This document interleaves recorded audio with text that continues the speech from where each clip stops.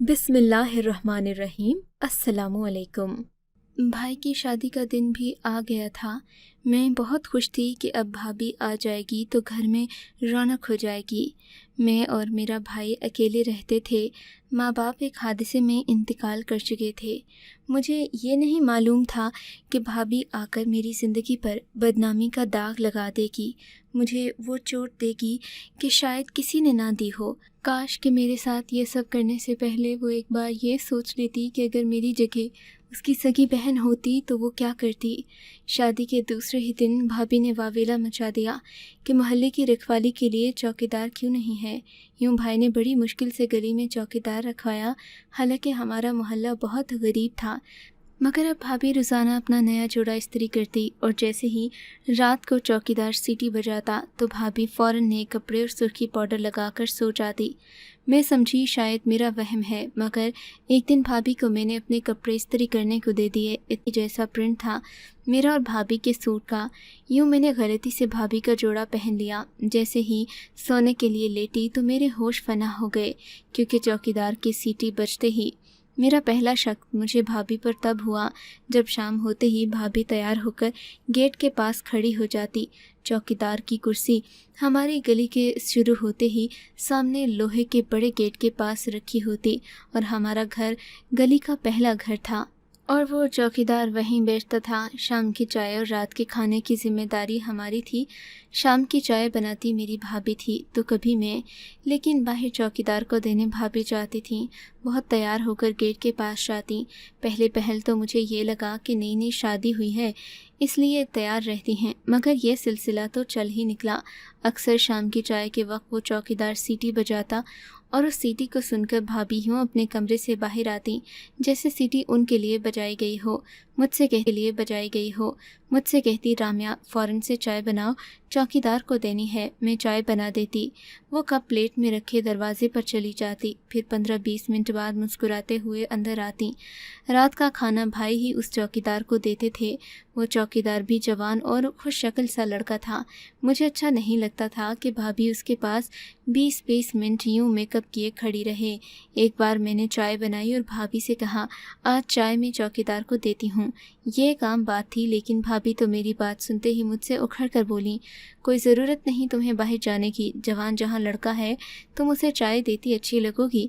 वो मुझसे तल्ख लहजे से बोली। मैंने सोचा तो अच्छा है, वो खुद जवान नहीं है, मैं तो फिर सादगी में होती हूँ। वो यूँ तैयार होकर बाहर जाती हैं जैसे भाई की बजाय वो चौकीदार उनका शौहर हो। मुझे ये सब बुरा लगने लगा था।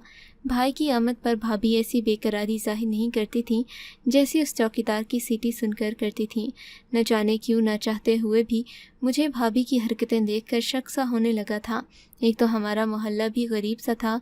लोग किसी चौकीदार की तनख्वाह और खाने पीने की जिम्मेदारी नहीं लेना चाहते थे, मगर भाभी ने शादी के दूसरे ही दिन भाई से कह दिया कि इसे हमारी गली से खौफ आता है, इसलिए चौकीदार रखवा दे। उसके मैके में भी चौकीदार होता था, इसलिए गली की हिफाजत रहती थी। भाई ने एक चौकीदार रख दिया। मोहल्ले की घर वालों ने उसे तनख्वाह देने से इनकार कर दिया, इसलिए उसे तनख्वाह भी ज़्यादा देते और खाना चाय की जिम्मेदारी भी हमारी ही थी। एक बार रात का खाना कम पड़ गया था। मैं और भाई खाना खा चुके थे, बस भाभी ने नहीं खाया था। लेकिन जब चौकीदार खाना लेने आया तो भाभी का सालन निकालने के बाद खाना कम बच रहा था। भाई ने कहा कि मैं चौकीदार को खाने से मना कर देता हूँ, लेकिन भाभी की बेचैनी बढ़ने लगी। फ़ौरन से बोली कि शहाब, आप मेरा खाना उसे दे दें, मुझे भूख नहीं है। मगर वो भूखा कैसे रह सकता है, उसे भूख के मारे नींद नहीं आएगी। भाभी ने जल्दी से अपना सालन भी उस चौकीदार की प्लेट में डाल दिया। इस बार तो मेरे साथ भाई ने भी ये बात महसूस की, मगर वो कुछ बोले नहीं। भाभी की बढ़ती हुई बेकरारी को अब भाई भी महसूस करने लगे थे। एक बार कहने लगे, शाम की चाय के पैसे मैं चौकीदार को दे दिया करूँगा, वो चाय बाज़ार से ही ले लिया करेगा। भाभी कहने लगी, बाज़ार से देने की क्या ज़रूरत है जब हम घर से चाय दे देते हैं।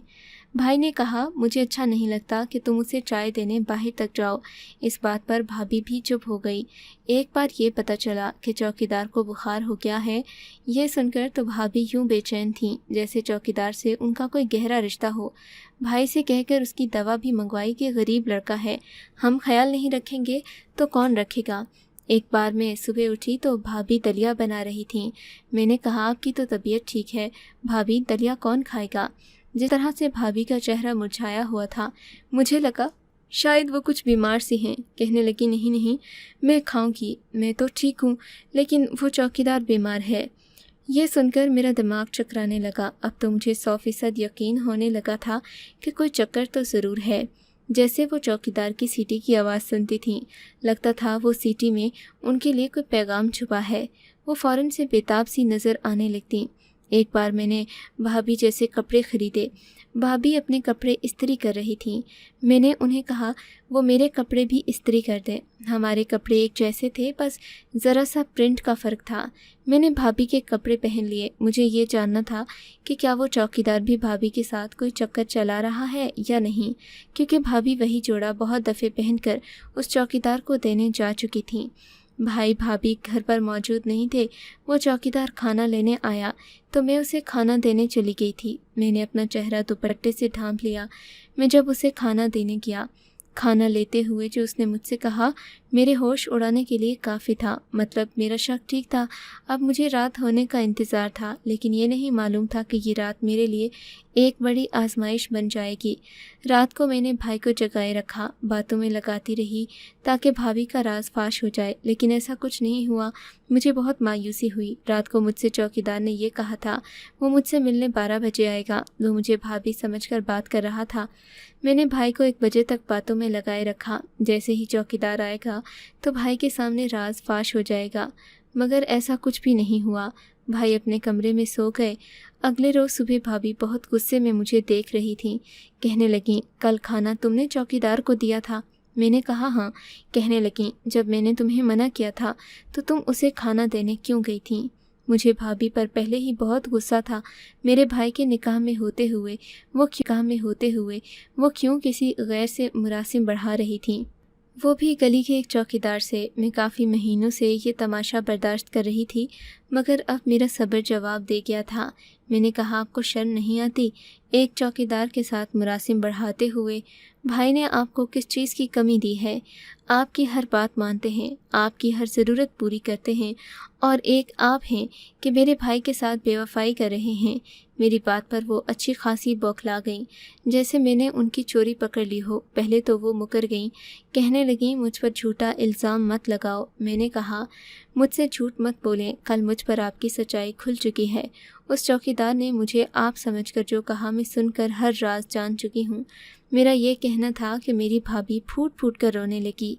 कहने लगी, खुदा के लिए मुझे माफ़ कर दो राम्या, शहाब से कुछ मत कहना, मेरा घर बर्बाद हो जाएगा। मैं खुद भी ये नहीं चाहती थी कि मेरे भाई का घर बर्बाद, एक औरत घर से बेघर हो जाए। मैंने ये कहा कि अब वो चौकीदार के सामने नहीं जाएंगी। वो कहने लगी, मैं तुम्हारी हर बात मानूंगी, बस तुम शहाब से कुछ मत कहना। मैंने उन्हें तसल्ली दी कि मैं भाई से कुछ नहीं कहूँगी। इस बात को चंद ही दिन गुजरे थे कि भाभी मेरे पास आईं। कहने लगी, राम्या, तुम्हारे भाई रात भर नहीं आएंगे, दोस्तों के साथ गए हैं, मैं तुम्हारे साथ सो जाऊँ।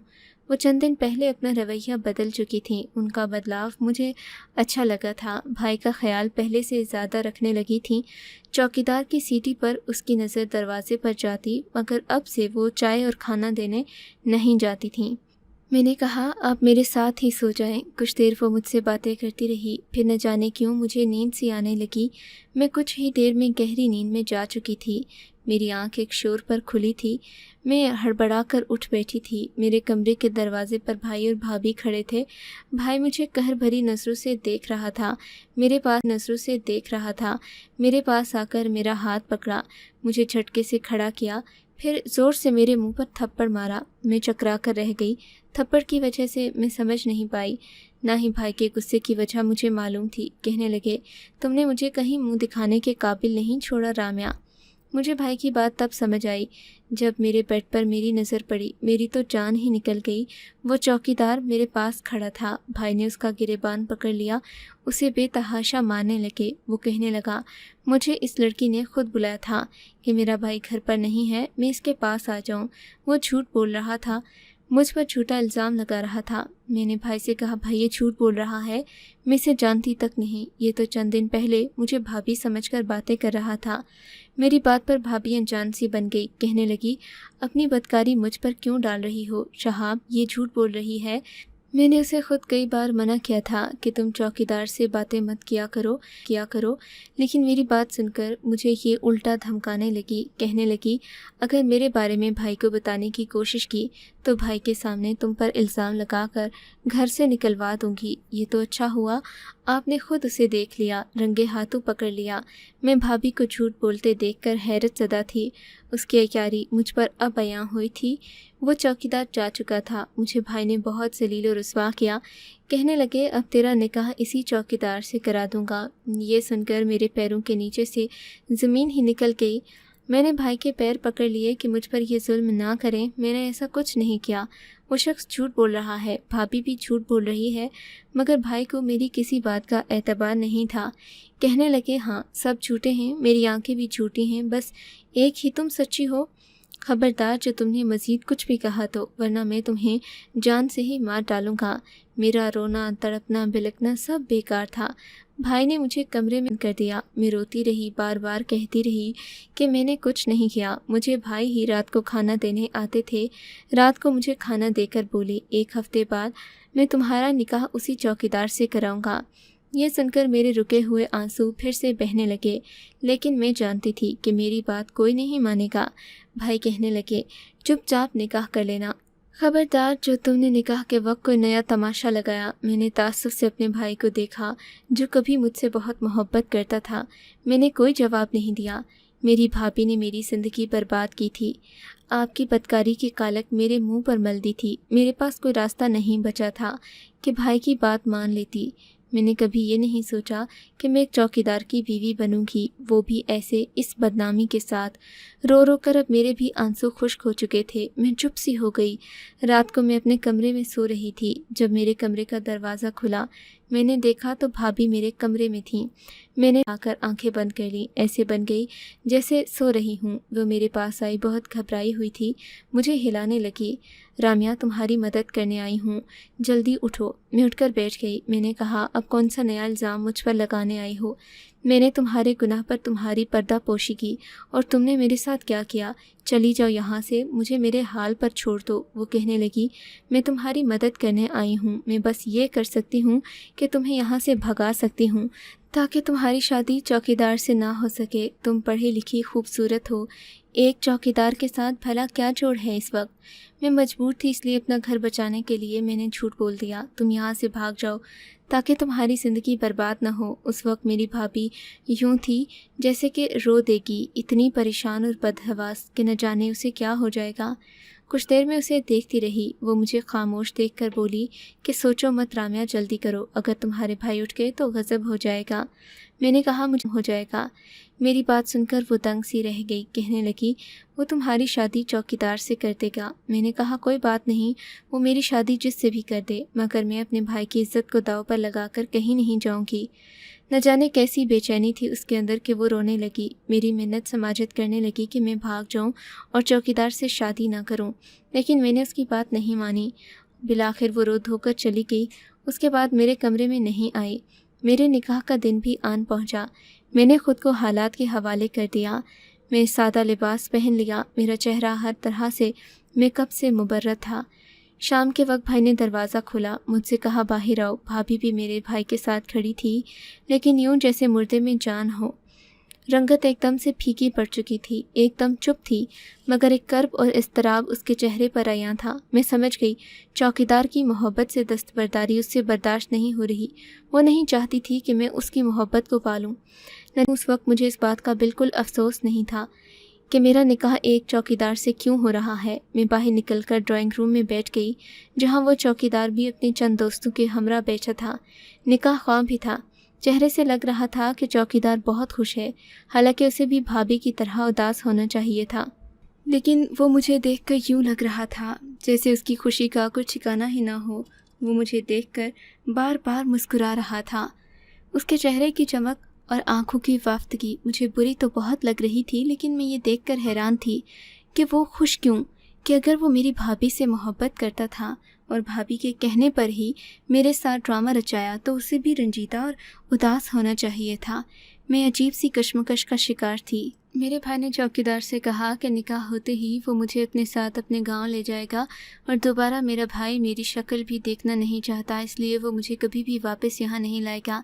اس بات نے میرا دل آخری بار تڑپایا تھا۔ یہ میرا بھائی تھا جو مجھ پر جان چھڑکتا تھا، اب وہ دوبارہ میری شکل بھی دیکھنا نہیں چاہتا تھا۔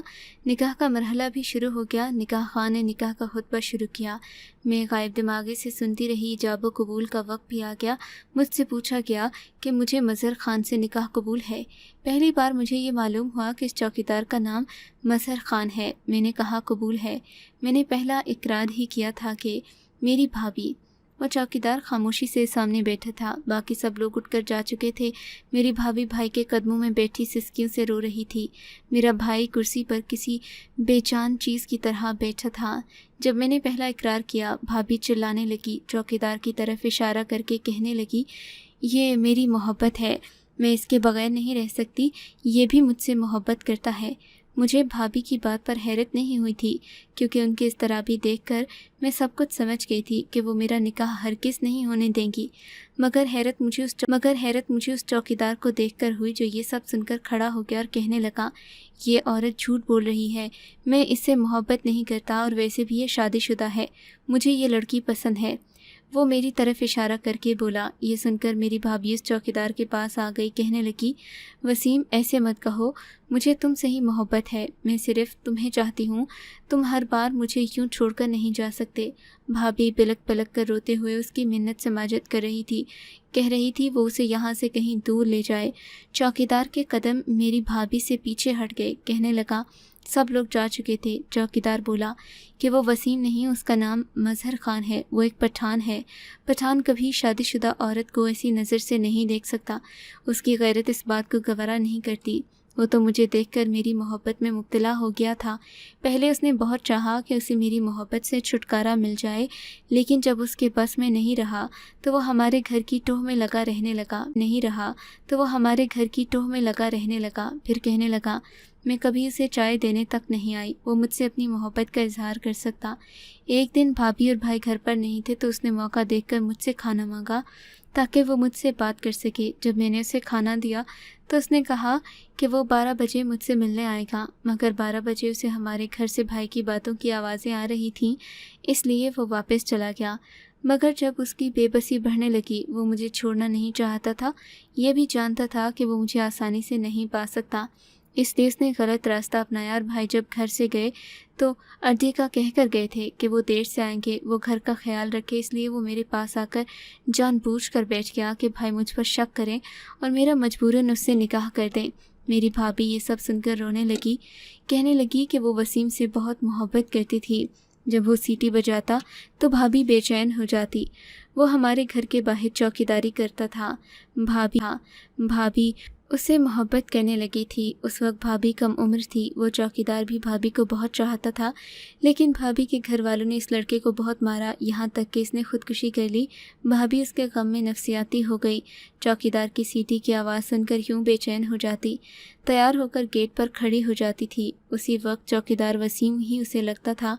اب وہ بھائی کے قدموں میں بیٹھ کر رونے لگا۔ بھائی نے چوکیدار کو باہر جانے کے لیے کہا، اشارہ کیا کہ آئندہ ہماری گلی میں نظر بھی نہ آئے۔ پھر بھابھی کو بھی پیار سے سمجھایا کہ وہ پچھلی زندگی کو بھول جائے۔ میں اپنے رب کا شکر ادا کرتی ہوں کہ اللہ نے آپ کو اگر یہ کہانی اچھی لگی ہے تو اس ویڈیو کو لائک کیجیے اور اس طرح کی مزید کہانیاں سننے کے لیے ہمارے چینل کو ضرور سبسکرائب کیجیے۔ کہانی سننے کا شکریہ۔ آپ سے ملاقات ہوگی اگلی ویڈیو میں، تب تک کے لیے اللہ حافظ۔